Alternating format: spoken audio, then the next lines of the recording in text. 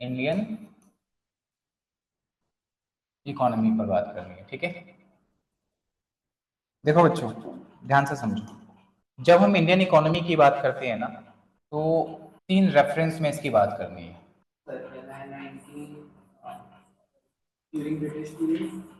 During British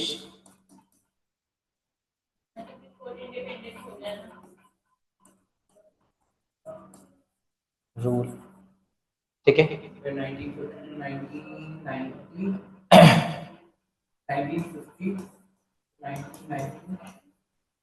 ठीक है, onwards, ठीक है। 3 पार्ट में हम इंडियन इकोनॉमी को पढ़ने वाले हैं। पूरी इंडियन इकोनॉमी इसी पर बेस्ड है, ठीक है। अब देखो, ड्यूरिंग ब्रिटिश कॉलोनियल रूल या बिफोर, हम इसको क्या कर सकते हैं, बिफोर 1950 की भी बात कर सकते हैं, या बिफोर इंडिपेंडेंस की भी बात कर सकते हैं। तो ये वाला जो पीरियड रहा, ये क्या था,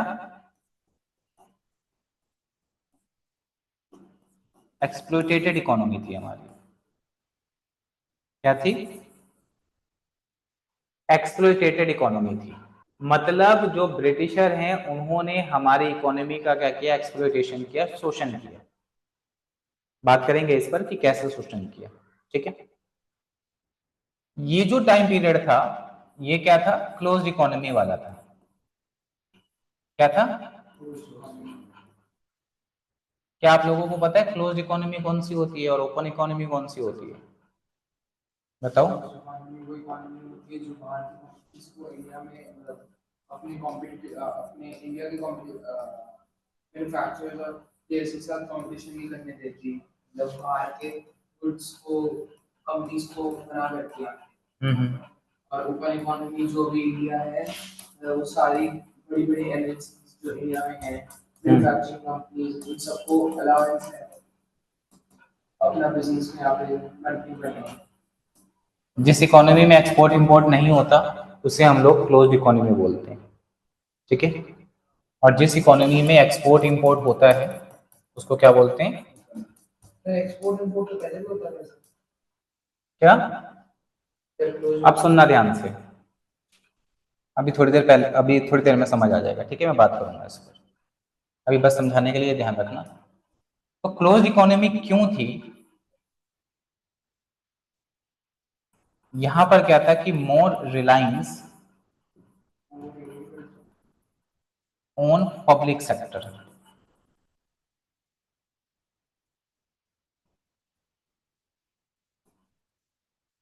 हमने किस पर ज्यादा रिलायंस, भरोसा जताया? पब्लिक सेक्टर पे, ठीक है। किस पर? पब्लिक सेक्टर पर हमने ज्यादा भरोसा दिखाया, प्राइवेट सेक्टर को प्रायोरिटी नहीं दी, ठीक है। इससे क्या होता है कि पब्लिक सेक्टर को जनरली कहां पर, रूरल एरियाज में स्टैब्लिश किया जाता है, जिससे रूरल एरियाज वालों को एम्प्लॉयमेंट मिले। क्या मिले? तो हुआ क्या कि कुछ टाइम बाद कई पब्लिक सेक्टर जो है वो घाटे में चलने लग गए। किसमें चलने लग गए? घाटे में चलने लग गए। सरकार स्टिल उन्हें बजट से पैसा देती रही, घाटे में चल रहे थे तब भी। तो एक सिचुएशन ऐसा आया कि 1990 आते आते, ठीक है, मतलब गवर्नमेंट के पास ज्यादा पैसा बचा नहीं, ठीक है। इंडिया की सिचुएशन बहुत ज्यादा खराब हो गई, ठीक है। और इंडिया की सिचुएशन बहुत ज्यादा खराब हो गई तो इंडिया पहुंचा वर्ल्ड बैंक और आईएमएफ के पास कि लोन दे दो। तो आपको भी पता है कि जब किसी की सिचुएशन खराब होती है तो रियल लाइफ में भी कोई किसी की हेल्प नहीं करता। वर्ल्ड बैंक ने भी कहा भैया तुम्हारी तो क्रेडिबिलिटी ही नहीं है, कुछ कैसे लोन देते, तुमने तो अपनी इकोनॉमी को क्लोज बना रखा है। अब क्लोज का मतलब यहाँ पर यह है कि हम भी एक्सपोर्ट इंपोर्ट नहीं कर रहे हैं, जो बहुत ज्यादा नेसेसरी चीजें उन्हीं को मंगा रहे हैं और कुछ नहीं कर रहे हैं। तो हम यहाँ एक्सपोर्ट इंपोर्ट नहीं कर रहे, ट्रेड को बढ़ावा देने के लिए ऐसा कुछ नहीं कर रहे। तो वो क्या है, क्लोज्ड इकोनॉमी। तो वर्ल्ड बैंक ने बोला कि देखो भाई, अपनी इकोनॉमी को खोलना पड़ेगा,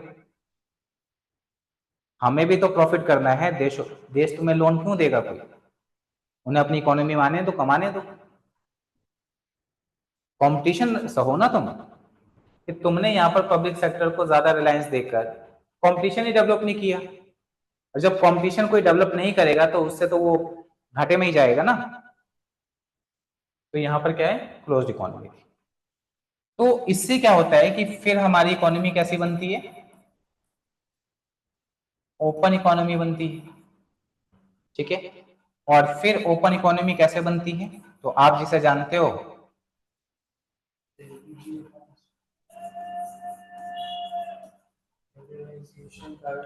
ठीक है। तो यहां पर जी का मतलब ग्लोबलाइजेशन, पी का मतलब प्राइवेटाइजेशन, और एल का मतलब लिबरलाइजेशन। तो इससे करके अब क्या होगा कि यहां पर पब्लिक सेक्टर था, अब हम प्राइवेट सेक्टर को भी काम दे रहे हैं। हम लोग ग्लोबलाइज हो गए, मतलब अब पूरी दुनिया एक्सपोर्ट इंपोर्ट पूरी दुनिया में होने लग गया, हमारा कंपटीशन का डेवलपमेंट हो रहा है, ठीक है। लिबरलाइजेशन के थ्रू अब हमने जो रिस्ट्रिक्शंस लगाए थे पब्लिक सेक्टर मतलब प्राइवेट सेक्टर को, सारे हटा दिए। तो हमारा जो इंडियन इकोनॉमी है कुछ इस तरीके का था। बात समझ आ गई, ठीक है। हम लोग क्वेश्चन डिस्कस करते हुए आगे बढ़ेंगे, ही नहीं कि बस सिर्फ पढ़ रहे हैं, और टेस्ट थोड़ा सा अलग मिल सकता है। अच्छा, आप लोगों को पता है कि ब्रिटिशर क्यों आए थे भारत में?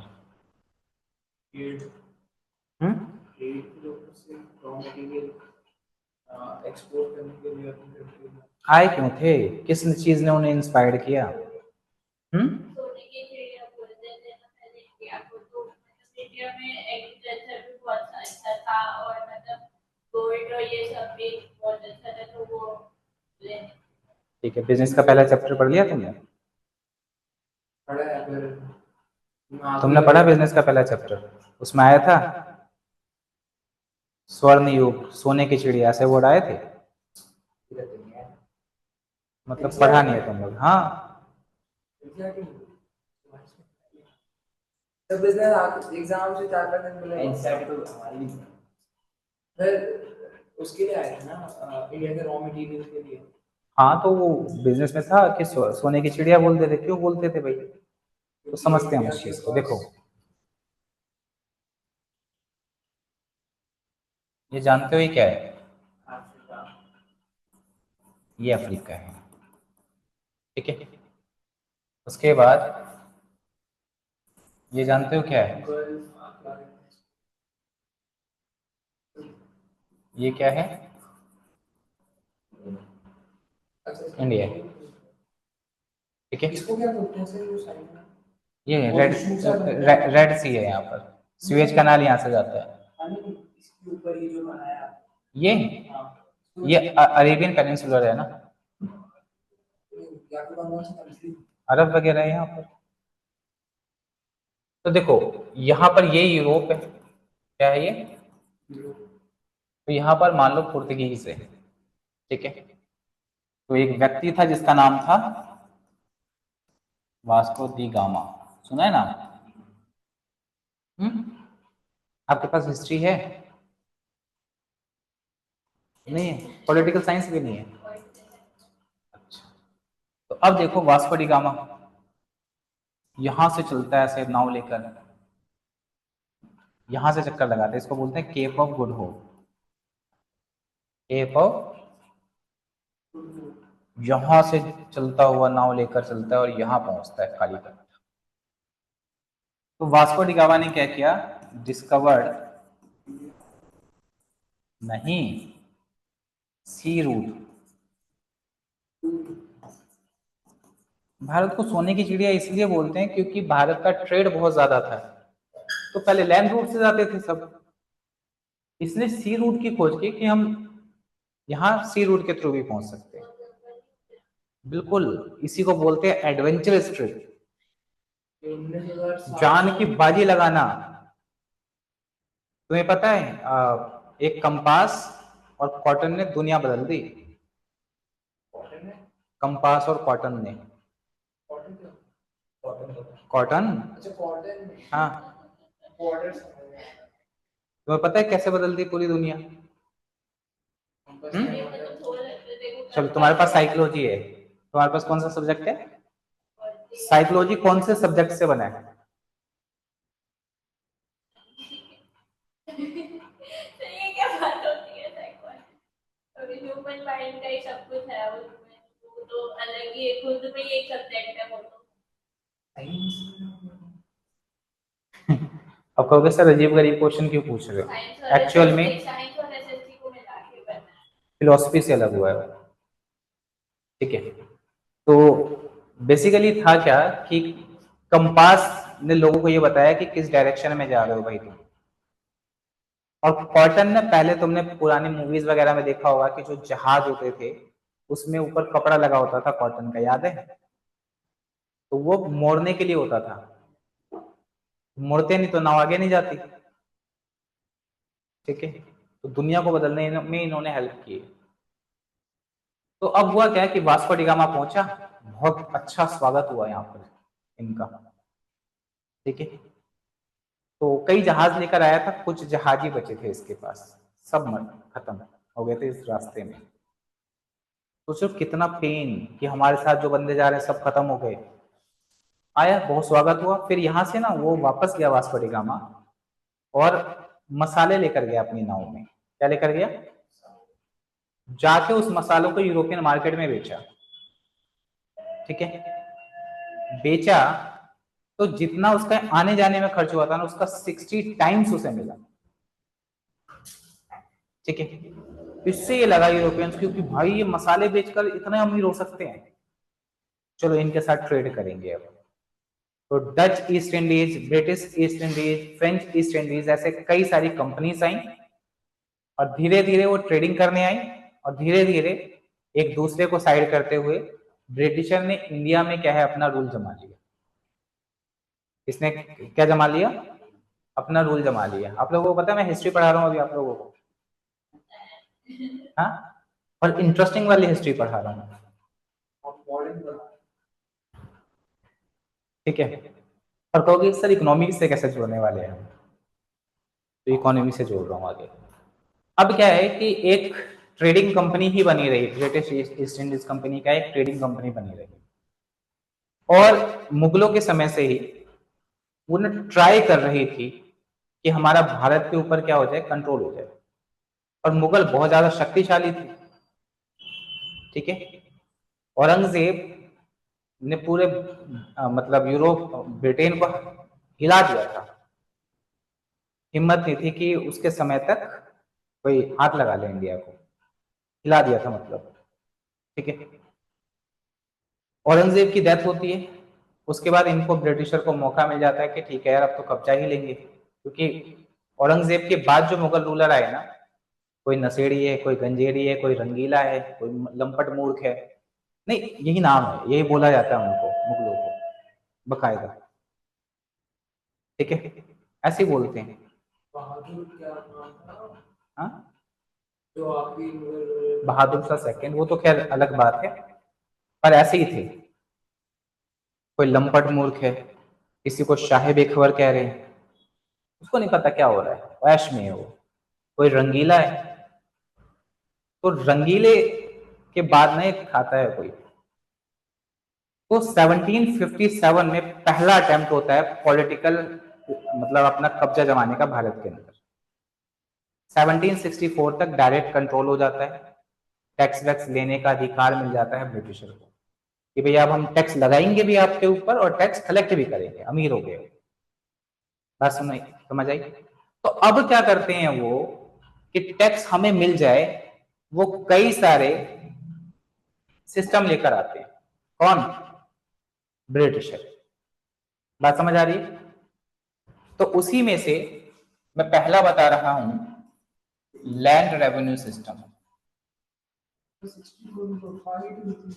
बैटल ऑफ बक्सर हुआ था, तो बैटल ऑफ बक्सर में के बाद क्या होता है, 1765 में ट्रीटी ऑफ इलाहाबाद होता है। उस ट्रीटी ऑफ इलाहाबाद में दीवानी राइट्स मिल जाते हैं बंगाल, बिहार, उड़ीसा के, ठीक है। दीवानी राइट्स का मतलब होता है टैक्स लगाने, टैक्स कलेक्ट करने का अधिकार।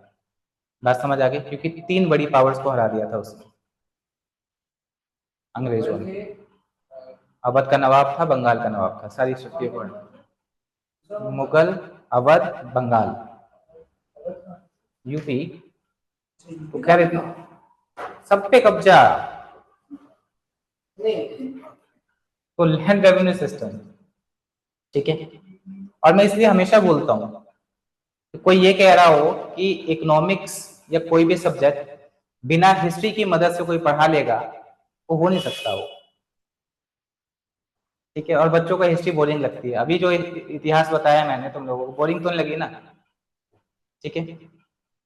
तो अब लैंड रेवेन्यू सिस्टम लेकर आता है। वैसे तो इसमें 3 लैंड रेवेन्यू सिस्टम था, बता देता हूं, जिसमें एक था जमींदारी,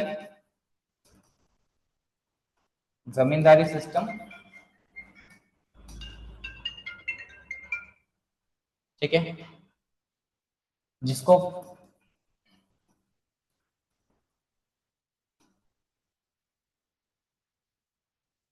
परमानेंट सेटलमेंट सिस्टम भी कहते हैं, क्योंकि देखो एक परमानेंट सेटलमेंट एक्ट आया था, तो उसके थ्रू जमींदारी सिस्टम आई थी, तो इसलिए इसको ये भी बोलते हैं। महलवाड़ी, रैयतवाड़ी, ठीक है। हमें डिस्कस करना है किस पर, जमींदारी सिस्टम पर, ठीक है। तो देखो जमींदारी सिस्टम था क्या,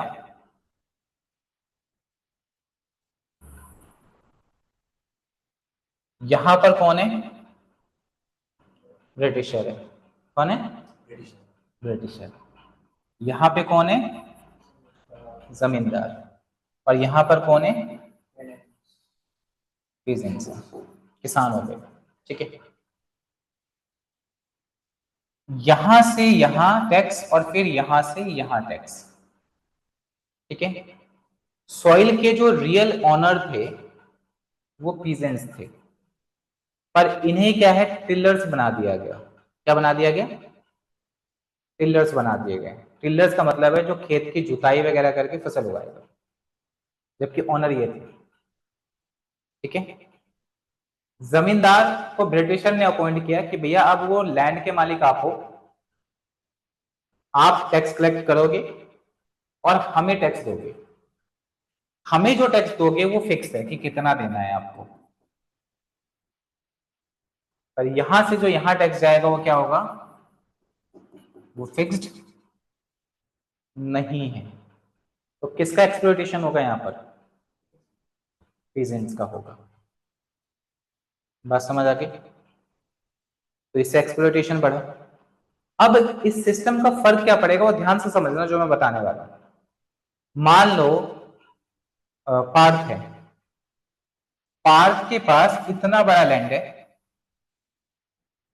ये टैक्स नहीं दे पाया, आधा टैक्स दे पाया, तो इससे जमींदार ने इसकी जमीन ली, ठीक है, और किसको दे दिया, करण को दे दिया। फिर क्या हुआ, अगली बार दोनों ही टैक्स नहीं दे पाए, ठीक है, कालू को दे दिया, गोरू को दे दिया। तो इससे लैंड क्या हो रहा है, बेटर है। अब आप मुझे ये बताओ कि इतने बड़े पार्ट से मान लो अलग अलग पार्ट कर दिए, अब चारों बंदे खेती कर रहे हैं, तो चारों की प्रोडक्टिविटी को मैं ऐड कर दूं, और मान लो एक बंदा है उसके पास ये पूरा खेत है, इससे कोई प्रोडक्टिविटी हो रही है, ठीक है। तो किसका ज्यादा प्रोडक्टिविटी होगी, इसका या इसका, बड़े वाले का। बात समझ आई। तो आजादी के समय फ्रेगमेंटेड लैंड हो गए थे, इसकी वजह से क्या हो गए थे, फ्रेगमेंटेड लैंड हो गए। बात समझ आ गई, इनिशियली में पीजेंट्स का ही लैंड था, हाँ, बट जमींदार का काम था सिर्फ और सिर्फ टैक्स से टैक्स लेना और ब्रिटिशर को देना। अगर फेल्ड हो जाता था तो फिर जमीन क्योंकि मालिकाना हक उनसे छिन गया। ये बात समझ आ गई, तो सर अगर अगले साल उन्होंने टैक्स ज्यादा दे दिया तो अपना लैंड वापस ले सकते किससे, हैं।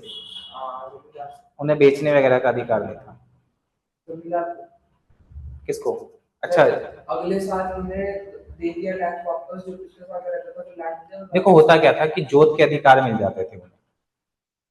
क्या मिल जाते थे, जोत मतलब खेत की क्या करनी, जुताई करनी है, उसके बाद वो फसल उग जाएंगे, तो ये मिल सकता था उन्हें। पर ये भी डिपेंड किस पर करता था, जमींदार पर करता था, ठीक है। तो पहला पॉइंट समझ आ गया आप लोगों को। दूसरे पॉइंट, समझना, दूसरा पॉइंट पहले लिखने से पहले मैं समझा रहा हूँ। देखो ये कौन है, ब्रिटिशर, ठीक है। अब इन लोगों को क्या, कौन से राइट्स मिल चुके हैं इंडिया पे टैक्स लगाने के, ठीक है।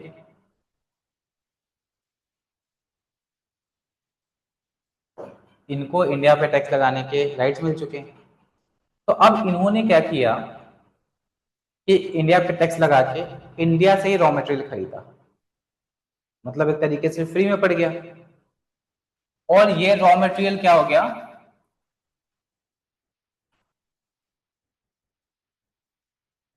ये एक्सपोर्ट हो गया इंडिया से। क्या हो गया, एक्सपोर्ट हो गया, ठीक है। और फिर इसी रॉ मटेरियल को इन्होंने क्या किया, फिनिश गुड्स में कन्वर्ट करके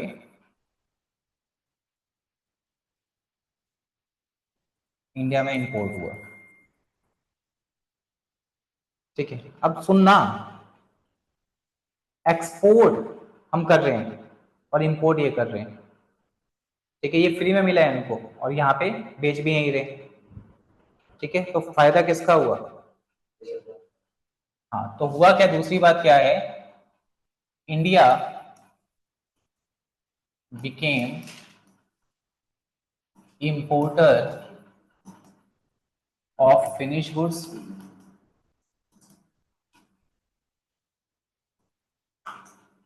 and exporter of raw material, ठीक है। तो ये जो ट्रेड है, this trade was in the favor of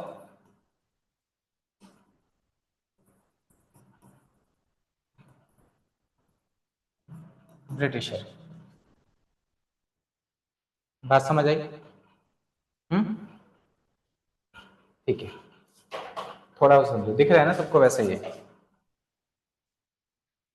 आप कहोगे सर ठीक है, आपकी ये बात तो बिल्कुल सही है, क्या इंडिया अपने फिनिश गुड्स नहीं बेच सकता था वहां, राइट थे ना, नहीं कर, श्रीलंका से अलाउ करना। देखो ध्यान से, ये इंडिया है, ठीक है। ये क्या है, ब्रिटिश है। यहां से जो फिनिश गुड्स है, कौन सा गुड्स है, ये एक्सपोर्ट जो कर रहा है ना इंडिया, इसमें बहुत ज्यादा टैक्स लगा दिया, तो क्या लगाया था, हाई टैरिफ बैरियर।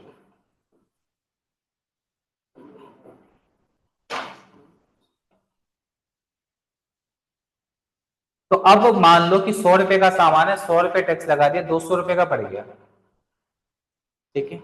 तो इंडिया वाले बेच ही नहीं पाते थे यहां पर। और ये जो अभी मैं आपको ये पॉइंट्स करा रहा हूं ना, ये मैजिकल पॉइंट्स हैं। क्या है ये सब, मैजिकल पॉइंट्स बोलता हूं मैं इन्हें।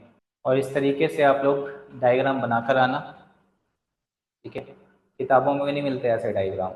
देखो मेरा मानना ये है, तुम अगर कुछ नया आइडियाज ले जा रहे हो, कहीं पर भी ले जा रहे हो, ले जाओ बेधड़क, ठीक है। डिपेंड ये थोड़ी करता है कि तुम जीत कर आओ या हार कर आओ। डिपेंड ये करता है कि तुमने अपने आइडियाज को प्रेजेंट किया, वो अगर क्वेश्चन पूछ रहे हैं, अगर तुम्हें नहीं भी आ रहा तो तुम कहना कि सर या मैडम मुझे इसमें एडवाइस करो कि मैं इसमें क्या कर सकता हूँ। कि अगर सामने कोई मान लो बंदा बैठा है जो तुम्हें जज कर रहा है, तो इसका मतलब है कि उसे ज्यादा आता है, तो उससे मान लो कि मैं सक्सेसफुल कैसे हो सकता हूँ, और तुम बताओगे कि भैया मेरा आइडिया तो स्ट्रांग है, इतनी तो रिसर्च कर ही रखी होगी तुमने। तो बस चीजों को प्रेजेंट कर दो। इलोन मस्क, अब क्या कर सकते हैं, इलोन मस्क की खासियत पता है क्या है, वो जल्दबाजी करता है चीजों में। करना है तो अभी करना है, ताकि पता चल जाए मैं कितनी जल्दी फेल हो गया हूँ, ताकि दूसरी चीज कर सकूं। कि हम लोग ट्राई ही नहीं करेंगे, चीजों को करके ही नहीं देखेंगे, तो हम लोग क्या करने वाले, कुछ नहीं करने वाले, ठीक है। अब देखो क्या है, कि इससे क्या हुआ कि जो इंडिया हैंडीक्राफ्ट इंडस्ट्री थी वो रियूंड हो गई। इससे क्या हुआ, इंडियन हैंडीक्राफ्ट इंडस्ट्री रियूंड, क्योंकि सामान महंगा कर दिया उन्होंने। और ब्रिटिशर ने एक काम और किया कि पहले के राजा महाराजा मुगल ये जितने भी थे, जो काम करने वाले बंदे होते थे, हुनरदार जो बंदे होते थे, उनको अपने कोर्ट में प्रोटेक्शन देते थे। ठीक है, ब्रिटिशर ने कोई प्रोटेक्शन नहीं दी। ठीक है, बात समझ आई? Not provided any protection to them. यहां पर क्या है, हैंडीक्राफ्ट के बारे में बात कर रहा हूं मैं, क्योंकि आपको पता ही होगा कि हैंडीक्राफ्ट जो इंडस्ट्रीज वाले होते थे वो हाथ से काम करते थे बेचारे, बहुत शानदार ताजमहल बनाते है ना, तो उनको प्रोटेक्शन नहीं दी, जबकि वो लोग प्रिंसली जो स्टेट्स वगैरह होते थे, राजा महाराजा मतलब, तो प्रोटेक्शन देते थे। तो इस चीज में ऐसे करके लिख लो। अभी 2 पॉइंट हुए हैं, ठीक है, 2-3 पॉइंट और बताने हैं मुझे। जब वो पढ़ा दूंगा ना तो आपको पहला चैप्टर ऐसा लगेगा कि क्या चैप्टर है, मुझे आता है सब कुछ।